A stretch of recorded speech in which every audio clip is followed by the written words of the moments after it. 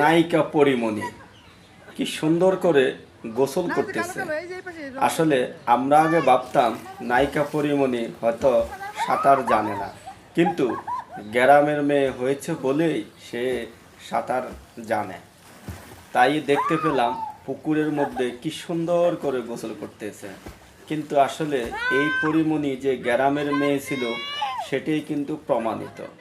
তো আসলে যেই মেয়েরা ছেলেরা গ্রামে ছোট থেকে বড় হয়েছে তারা আসলে সবাই কিন্তু সাঁতার জানে, আর যেই ছেলে মেয়েরা শহরে বড় হচ্ছে আসলে অনেকেই সাঁতার কিন্তু জানে না।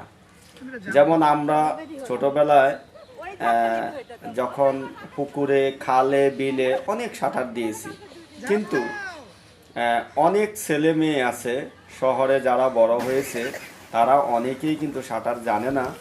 তো পরিমণির দৃশ্যগুলি দেখে অনেক ভালো লেগেছে, তাই ভিডিওটা করেছি আপনাদের উদ্দেশ্য।